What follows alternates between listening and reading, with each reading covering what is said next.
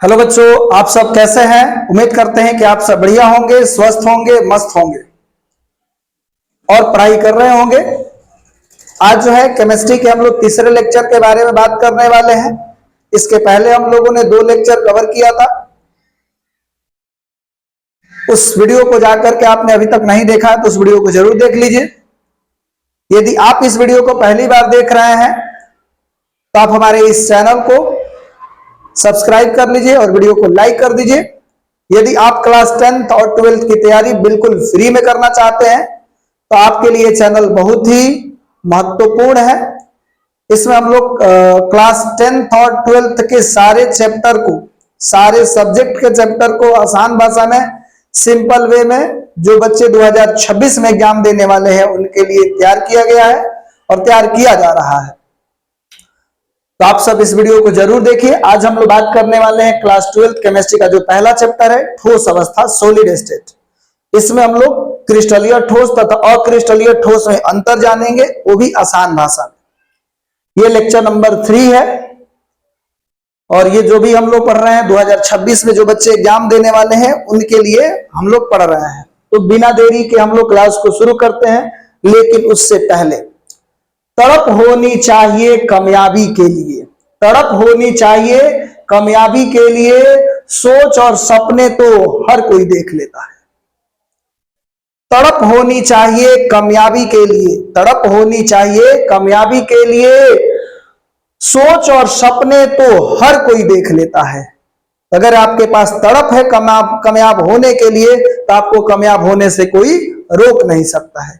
तो इसी के साथ आज की क्लास को हम लोग स्टार्ट करते हैं। सबसे पहला जो प्रश्न आपके सामने है, हम लोग इसके बारे में चर्चा करने वाले हैं। भैया कई बार आता है क्वार्ट्ज एवं क्वार्ट्ज ग्लास या क्वार्ट्ज कांच के बारे में आता है। आपसे पूछा जाता है इन दोनों में क्या डिफरेंस है या इन दोनों से आप क्या समझते हैं। तो हम लोग सबसे पहले जानेंगे कि क्वार्ट्ज एवं क्वार्ट्ज कांच यानी क्वार्ट्ज ग्लास में क्या अंतर है। तो हम लोग जानते हैं भैया, ये जो क्वार्ट्ज है या क्वार्ट्ज कांच है, ये दोनों सिलिकॉन डाइऑक्साइड SiO2 के बने होते हैं। यानी क्वार्ट्ज एवं क्वार्ट्ज कांच जो है वो दोनों सिलिकॉन डाइऑक्साइड के बने होते हैं। क्वार्ट्ज जो है वो क्रिस्टलीय ठोस है। अगर केवल क्वार्ट्ज कह रहा है तो क्वार्ट्ज जो होता है वो क्रिस्टलीय ठोस है, ठीक है, यहां तक कोई दिक्कत नहीं है। उसके बाद क्वार्ट्ज कांच यानी क्वार्ट्ज ग्लास जो है वो अक्रिस्टलीय है। तो आपके पास ये महत्वपूर्ण पॉइंट कवर हुआ कि अगर कोई पूछेगा क्वार्ट्ज तो क्रिस्टलीय ठोस है, क्रिस्टलाइन सॉलिड है, और क्वार्ट्ज कांच का है यानी क्वार्ट्ज ग्लास का है तो वो क्या हो जाएगा, नॉन क्रिस्टलाइन सॉलिड या अमorphous सॉलिड। ओके, यहां तक कोई दिक्कत नहीं है। और यहां पर देखते हैं कि सर ये दोनों बनते कैसे हैं, क्वार्ट्ज कैसे बनता है और क्वार्ट्ज कांच कैसे बनता है। यदि आप कांच को पिघला देते हो, कांच को पिघलाकर धीरे धीरे ठंडा करते हैं, स्लोली अगर उसको ठंडा करेंगे तो क्वार्ट्ज बनेगा और क्वार्ट्ज जो है वो क्रिस्टलीय होता है। लेकिन अगर हमने कांच को पिघलाया और पिघला करके तेजी से ठंडा किया, अगर तेजी से ठंडा करेंगे तो बन जाएगा क्वार्ट्ज कांच, और क्वार्ट्ज कांच जो है वो क्या हो जाएगा भैया, अक्रिस्टलीय हो जाएगा। उम्मीद करते हैं कि यहां तक किसी प्रकार का कोई दिक्कत नहीं है। और मैं चाहूंगा कि जो बच्चे क्लास 12th के बिल्कुल फ्री में तैयारी करना चाहते हैं तो जो भी लेक्चर अपलोड हो रहे हैं इस चैनल पे उन सभी को नोट करते रहिए। एक बेहतरीन नोट्स आपके पास बन जाएगा और लास्ट में उसको रिवीजन कर लेना है। हम सारी चीजों को, जैसे अभी हम लोग पूरे पॉइंट को कवर करेंगे, पॉइंट के बाद इंपॉर्टेंट क्वेश्चन जो कवर करेंगे, उसके बाद ऑब्जेक्टिव क्वेश्चन को कवर करने वाले हैं, लॉन्ग क्वेश्चन को गेस करके देने वाले हैं, शॉर्ट क्वेश्चन को गेस करके देने वाले हैं, ऑब्जेक्टिव गेस करके देने वाले हैं। यानी कहीं से किसी भी सब्जेक्ट के जो चैप्टर वाइज नोट्स आपको मिलेंगे उसमें कहीं से भी कुछ भी माने कमी नहीं रह जाएगा बोर्ड के लिए। केवल उसको आप पढ़ लीजिएगा, सारे प्रश्न और बोर्ड एग्जाम में अच्छा स्कोर कर सकते हैं और साथ ही साथ आपके पास नॉलेज हो जाएगा। मेरा मानना है कंसेप्ट इज पावर, यानी कंसेप्ट में ही पावर है। हम तो ऑब्जेक्टिव रटवाते ही नहीं है। अगर कंसेप्ट अच्छा से पढ़े तो ऑब्जेक्टिव सारे के सारे आपको कंसेप्ट से ही ऑब्जेक्टिव बन जाते हैं, ठीक है। तो चलिए बिना देरी के हम लोग आगे नेक्स्ट प्रश्न की तरफ चलते हैं। हमारे लिए सेकंड प्रश्न जो है वो वेरी वेरी इंपॉर्टेंट है। हम लोग बात करने वाले हैं क्रिस्टलीय ठोस और अक्रिस्टलीय ठोस में डिफरेंस क्या है, अंतर क्या है। तो भैया क्रिस्टलीय ठोस के जो अवयवी कण होते हैं निश्चित और नियमित त्रिविमीय व्यवस्था में सजे होते हैं। यानी क्रिस्टलीय ठोस जिस अवयव से बना हुआ है, क्रिस्टलीय ठोस के जो कण है वो एक मतलब निश्चित पैटर्न में सजे होते हैं, लेकिन अक्रिस्टलीय ठोस के नहीं सजे होते हैं। तो इन सब चीजों को हम लोग देख लेते हैं। आप यहां पर देख पा रहे हैं कि क्रिस्टलीय ठोस यानी क्रिस्टलाइन सॉलिड और अक्रिस्टलीय ठोस नॉन क्रिस्टलाइन सॉलिड, इसमें हम लोग बात करेंगे। तो भैया इनके अवयवी कण यानी क्रिस्टलीय ठोस के अवयवी कण नियमित एवं निश्चित त्रिविमीय व्यवस्था में सजे होते हैं। दूसरा जो हम लोग बात करने वाले हैं अक्रिस्टलीय ठोस नॉन क्रिस्टलाइन सॉलिड। तो जो इसके अवयवी कण है यानी कि अक्रिस्टलीय ठोस जिन कणों से मिलकर के बना हुआ है वो उनके जो कण हैं नियमित एवं निश्चित त्रिविमीय व्यवस्था में नहीं सजे होते। पहले पॉइंट में किसी प्रकार का कोई दिक्कत है? कोई दिक्कत नहीं है मेरे हिसाब से। और देखिएगा ये असमदैशिक या विषमदैशिक प्रकृति के होते हैं। तो क्रिस्टलीय देखो यहाँ पे अ नहीं लगा है तो इसमें अ लगेगा, ये याद करने का तरीका बता रहे हैं। और थोड़े देर के बाद हम ये भी बता देंगे कि असमदैशिकता या विषमदैशिकता क्या होता है, उसकी प्रवृत्ति क्या होती है। तो आपको यहाँ पर हम बात करने वाले हैं कि क्रिस्टलीय ठोस जो होते हैं वो असमदैशिक या विषमदैशिक प्रवृत्ति के होते हैं, ठीक है। और जो क्रिस्टलीय ठोस है अक्रिस्टलीय ठोस जो है वो समदैशिक प्रवृत्ति के होते हैं। इन दोनों टर्म को असमदैशिक यानी असमदैशिकता और असमदैशिकता या विषमदैशिकता, दूसरा जो है समदैशिकता या समदैशिक, इन टर्म को, इन दोनों जो टर्म है समदैशिकता या समदैशिक या असमदैशिक या असमदैशिकता, इन दोनों को सॉरी ये समदैशिकता है ये असमदैशिकता है, यानी कि इसमें हम लोग बात करने वाले हैं समदैशिक या असमदैशिकता, ठीक है। इन दोनों टर्म को हम लोग बेहतर तरीका से डिफाइन करने वाले हैं। तो यहां पर एक ही बात यहां से याद रखने वाली है, ऑब्जेक्टिव में कई बार आ जाता है कि क्रिस्टलीय ठोस होते हैं तो क्रिस्टलीय ठोस जो होते हैं असमदैशिक होते हैं या विषमदैशिक प्रवृत्ति के होते हैं। दूसरा अक्रिस्टलीय जो होता है वो समदैशिक होता है। याद करने में मैं आपको एक थोड़ा सा हिंट दूंगा कि इसमें अ लगा है तो इसमें अ नहीं लगेगा, इसमें अ नहीं लगा है तो इसमें अ लगेगा, ठीक है। यहां तक किसी प्रकार का कोई दिक्कत नहीं है। अब क्रिस्टलीय ठोस के जो गलनांक और क्वथनांक होते हैं वो निश्चित होते हैं। एक निश्चित टेम्परेचर देने के बाद ही माने वो क्या होंगे, गलेंगे या उबलेंगे। यानी कि क्रिस्टलीय ठोस के जो गलनांक है और क्वथनांक है वो क्या है, निश्चित है। लेकिन ये क्या है, इनका गलनांक तथा क्वथनांक अनिश्चित होते हैं या निश्चित नहीं होते हैं। मैं ये बात करूं कि जैसे हम लोग देखे होंगे कांच, प्लास्टिक, रबड़, ये सब जो है अक्रिस्टलीय। यदि मान लेते हैं कि आपके पास एक कांच का बोतल है जिसमें आपने कड़ू का तेल रखा हुआ है, तो पहले क्या होता था कि घर पे जो है चूल्हा पे खाना बनता था, बीच में पूता होता था और पीछे भी जगह होता था। लोग उस पे क्या करते थे, भैया तेल डाल करके डिब्बा रख देते थे या डिब्बा वहां पे रखा होता, आंच लगाते थे। तो क्या होता है, डिब्बा जो है तेल वाला डिब्बा में थोड़ा सा भी धार लगता था तो थोड़ा सा क्या होता था, पिचक जाता था, अलग तरीका से हो जाता था। तो मैं ये कहना चाह रहा हूं कि अक्रिस्टलीय ठोस जो होते हैं उनके जो गलनांक और क्वथनांक होता है वो निश्चित नहीं होता है। उनको अगर थोड़ा सा भी टेम्परेचर दिया जाएगा तो उन पे प्रभाव दिखने लगता है। इसलिए हम लोग कहेंगे कि अक्रिस्टलीय ठोस जो होते हैं इनका गलनांक और क्वथनांक जो होता है वो निश्चित नहीं होते हैं, फिक्स नहीं होते हैं। ओके, उसके बाद इनका शीतलन वक्र, कूलिंग कर्व जो होता है ये असतत होता है और ये जो होता है इनका जो होता है ये सतत होता है।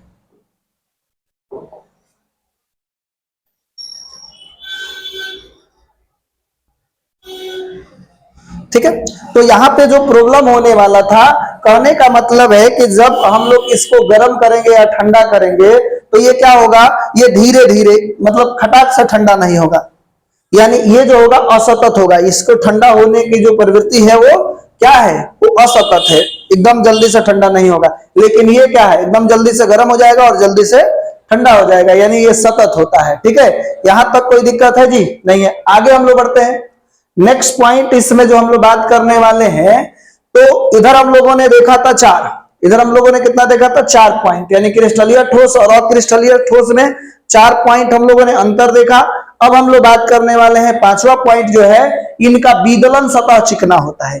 यानी जब क्रिस्टलीय ठोस को हम लोग धारदार चीजों से काटेंगे तो काटने के बाद जो सतह बनेगा वो सतह जो होगा वो चिकना होगा। इसी को हम बोल रहे हैं कि विदलन सतह जो होता है वो चिकना होता है। क्रिस्टलीय ठोस का विदलन सतह चिकना होता है। दूसरा अक्रिस्टलीय ठोस, तो इनका विदलन सतह जो होता है वो चिकना नहीं होता है।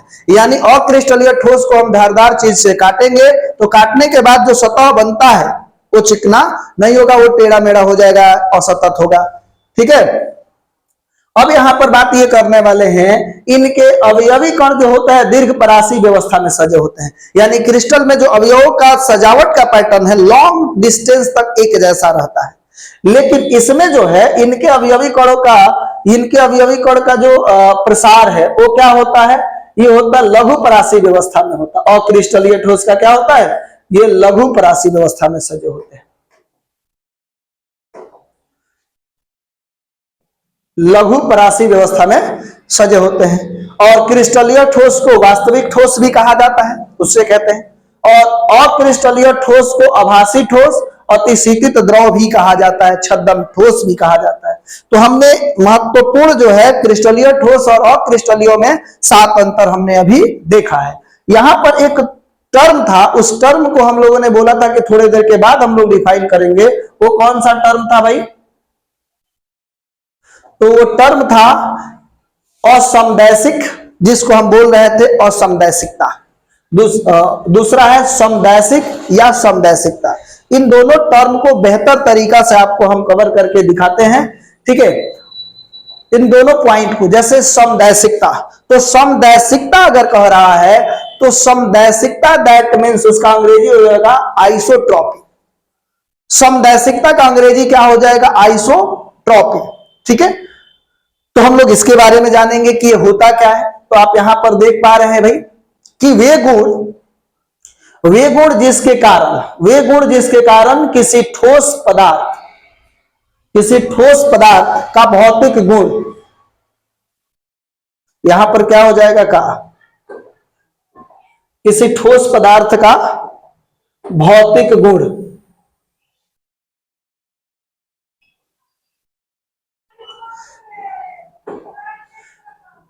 किसी ठोस पदार्थ का भौतिक गुण धर्म, जैसे में हमने क्या बोला भैया, ब्रैकेट देने क्या जरूरत है, जैसे चालकता, अपवर्तनांक, कठोरता, तनन सामर्थ्य आदि का मान अलग अलग दिशाओं में, भिन्न भिन्न दिशाओं में क्या होता है, समान होता है। यानी वे गुण जिसके कारण किसी ठोस पदार्थ का भौतिक गुणधर्म जैसे चालकता, अपवर्तनांक, कठोरता, तनन सामर्थ्य आदि का मान अलग अलग दिशाओं में क्या होता है, समान होता है, उसे समदैशिकता कहते हैं। तो समदैशिकता इज अ प्रॉपर्टी, यानी समदैशिकता क्या है, यानी आइसोट्रॉपी क्या है, तो एक प्रॉपर्टी है जिसके कारण किसी ठोस पदार्थ के अलग अलग दिशाओं में जो उसके भौतिक गुणधर्म है वो समान होते हैं। जैसे अच्छा, जो पदार्थ इस प्रवृत्ति को शो करता है उसे हम लोग बोलते हैं, उसे क्या बोलेंगे, समदैशिक पदार्थ बोलेंगे। यानी जो पदार्थ इस गुण को प्रदर्शित करेगा उस पदार्थ को बोलेंगे समदैशिक। ठीक है, यहां पर आप देख सकते हैं एक महत्वपूर्ण बात जो है यहां पर देखने को मिलेगा। थोड़ा सा एक बात यहां पे गड़बड़ दिख रहा है क्या,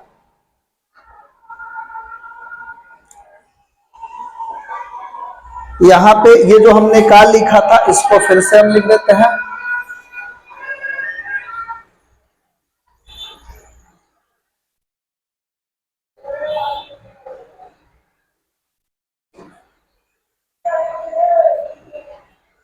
ठीक है, तो अक्रिस्टलीय ठोस जो होते हैं वो समदैशिक प्रवृत्ति के होते हैं। यानी कि जो पदार्थ ऐसे गुण शो करेंगे उसे हम लोग बोलेंगे, क्या बोलेंगे, समदैशिक। क्या बोलेंगे, समदैशिक। और उस गुण को बोलते हैं समदैशिकता। यानी गुण जो है वो समदैशिकता है जिसको आइसोट्रॉपी कहते हैं, और जो पदार्थ ऐसे गुण को प्रदर्शित करेंगे उसे समदैशिक कहेंगे। और समदैशिक का जो अंग्रेजी हो जाएगा वो क्या हो जाएगा भैया,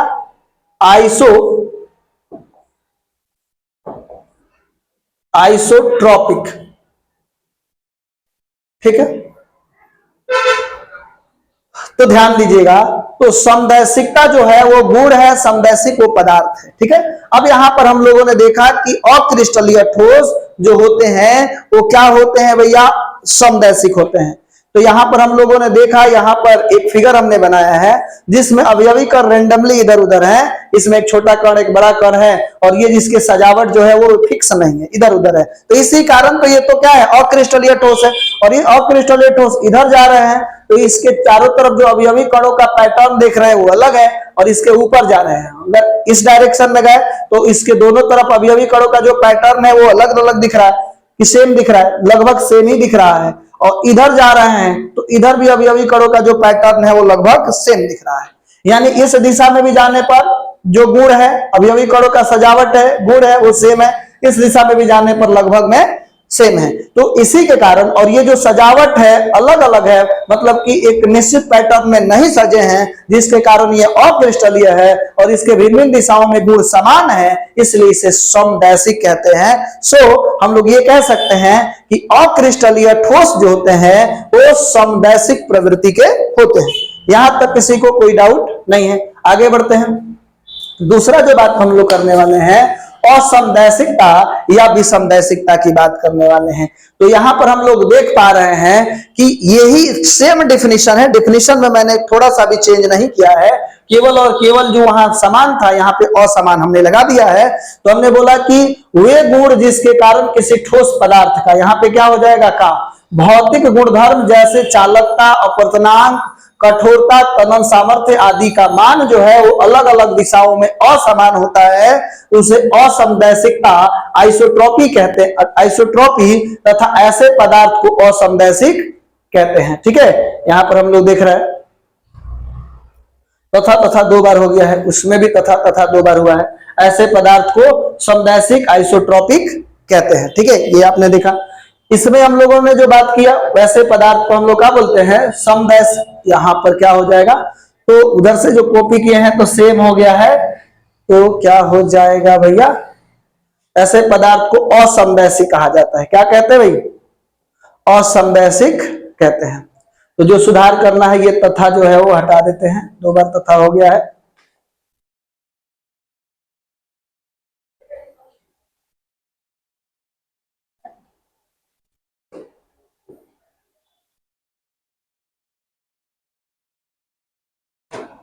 ये हो जाएगा असमदैशिक, और ये क्या हो जाएगा, एनाइसोट्रॉपिक।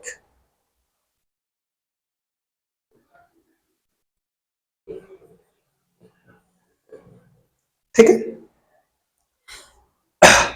तो क्रिस्टलीय ठोस जो होता है वो असमदैशिक प्रवृत्ति के होता है। यहां पर हम लोग को क्या लिखना पड़ेगा, असमदैशिक, असमदैशिक प्रवृत्ति के होते हैं।